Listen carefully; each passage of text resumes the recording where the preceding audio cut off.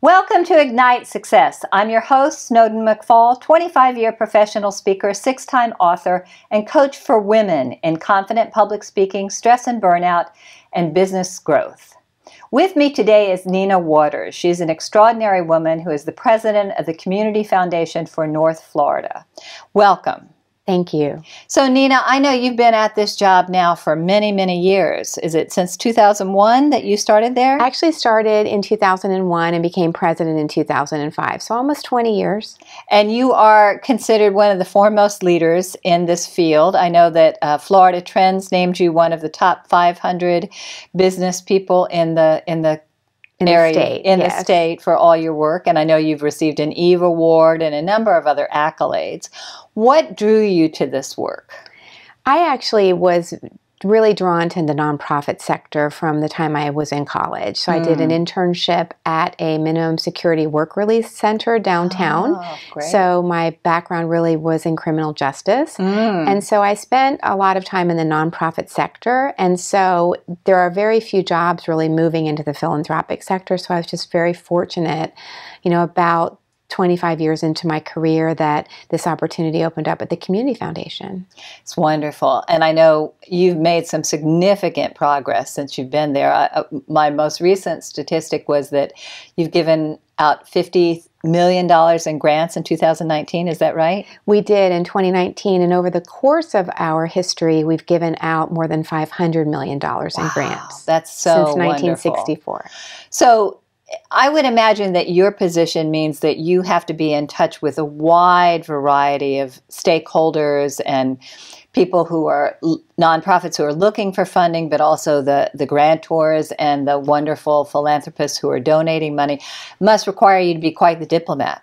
Well, it does. The great thing, the blessing and the curse of a community foundation is that we are not really limited into what we can give to. And so we can fund it. We say everything from arts to the zoo. And so we don't have to say no to specific things.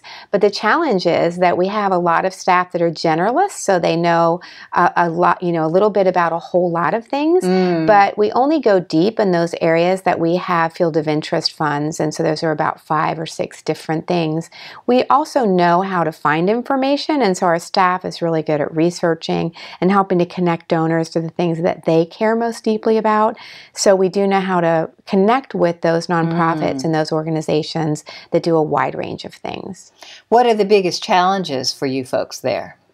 I think the biggest challenges for us are that we don't say no enough. We employ a lot of A-type personalities at the Community Foundation.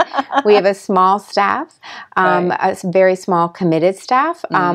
So we really say yes to a lot of things. We try to figure out how we can make something happen. We're a very glass half full team. Right. And so that I think can be challenging sometimes. Yes. Especially in our community or in any community where there's a lot to do. And so while there have been a lot of accomplishments in Northeast Florida, there are still many, many things that need to be done. Oh, yes, there's no question.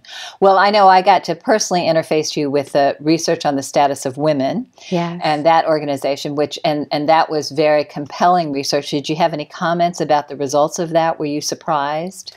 Well, the Jacksonville Women's Leadership Coalition is a group of 14 primarily women's organizations that came together to do a study on the status of women in Northeast Florida. The Community Foundation raised the dollars for the research.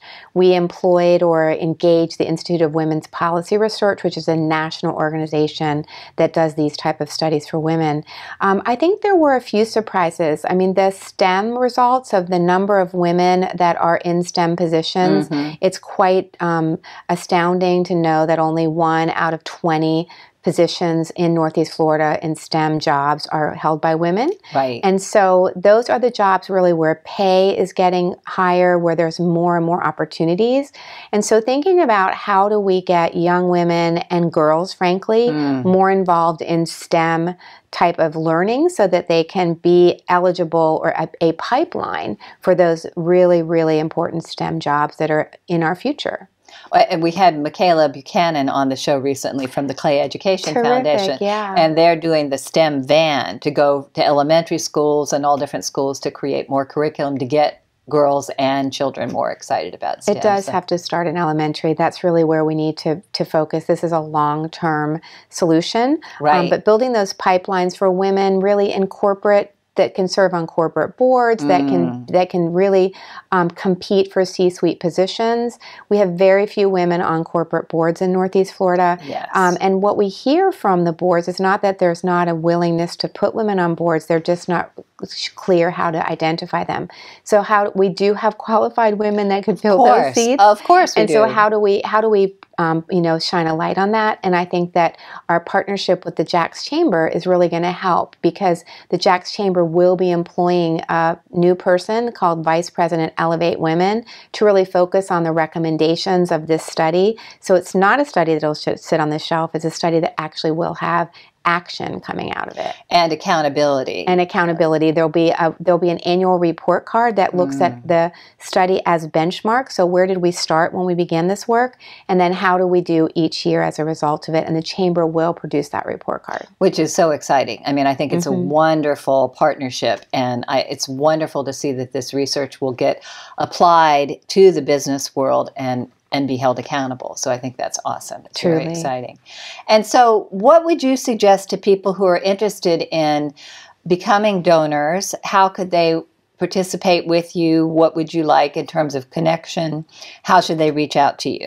Well, it's really easy to become a donor at a community foundation. What we say is that people give through a community foundation. They don't necessarily give to a community foundation. Right. So our role is to make giving easier and much more enjoyable and much more impactful for donors. And so look at us sort of as their charitable savings account or their charitable checkbook, and helping them to make giving easier.